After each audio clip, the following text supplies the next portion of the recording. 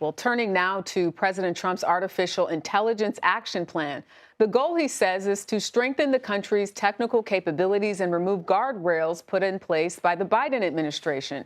The plan includes more than 90 federal policy actions, including supporting the construction of data centers, semiconductor plants, and the nation's electric grid. During remarks at a summit in Washington this evening, President Trump highlighted how the plan will help put U.S. technical capabilities ahead of other countries. Take a listen.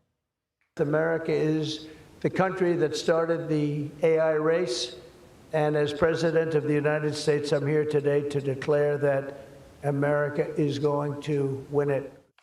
CBS News contributor Javier David joins us now. He also is the business editor for the Dallas Morning News. Great to see you, David. What are the administration's goals with AI's plans, and how could competing countries view this? Yeah, I mean, the first thing here, this is an opportunity for the Trump administration to kind of course correct from the Biden era. That drew a lot of complaints, what the ex-president did from the tech sector about how restrictive some of those rules were. But here's the second and the most important. All the headlines of the day tell the story. Like, Blueprint is very much a work product of Silicon Valley's power players. They staff the president's inner circle in terms of technology. Many of them are like AI maximalists of the highest order. This document reflects that. So a lot of Silicon Valley, since at least 2020, has been waging this battle against political correctness and wokeness, or so they call it. The plan is kind of a rallying cry. It's an attempt to ensure that AI doesn't become another wedge in the culture war. And as much as we talk about the market impact, so say NVIDIA, Microsoft, Meta, this is very much, AI is really viewed as a matter of national security and a totem of industrial policy. And so being in this arms race with China and others on this technology, U.S. officials are really moving to sort of make sure that America leads the way and that we don't get caught in these controversies that have bogged down the tech sector here in the United States.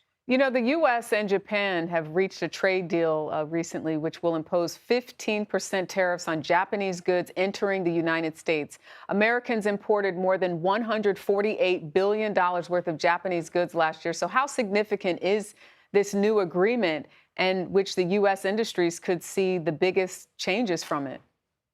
Yeah, honestly, it's being hailed as a potential blueprint for all of these other deals that are currently being negotiated. Europe, India, South Korea. It's a respectable deal, particularly for Japanese automakers because it lowers levies on imports.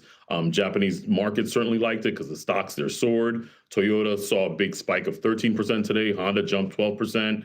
In exchange for the softening of these tariffs, Japan is agreeing to open up their economy to trucks and rice and other agricultural imports. But to me, it really sort of spells out this thing that if we didn't know this already, the era of free trade is kind of dead. Japan is a U.S. ally, and they're being slapped with 15% tariffs. It's not catastrophic. It's not the 25% that we were all thinking that they were being threatened with. But consider this, the average tariff now stands around 17%.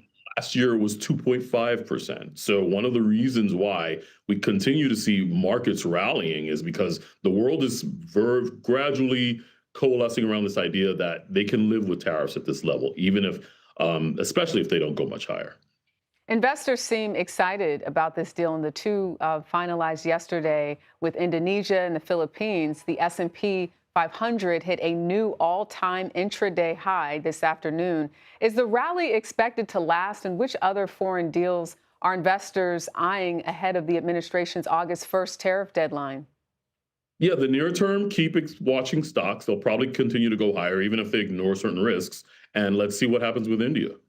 Okay, and Canadian Prime Minister Mark Carney said today that Canada will not accept a bad deal simply to end negotiations before the August deadline. So he went on to say that officials are pursuing a deal that is in the best interest of Canadians. Canadian goods will be tariffed at 35% if a U.S. agreement is not reached before the deadline. How concerning is this in terms of Canada's hesitation for U.S. businesses? Yeah, we import a lot of wood and wood products, metals, agricultural products. So this is bad news if you're a home builder that imports things like lumber and steel from Canada. So not good news on that front. But let's see what happens. There's always sort of a last minute reprieve, and maybe something will save the day this time around. All right, Javier David, thank you for joining us. Sure.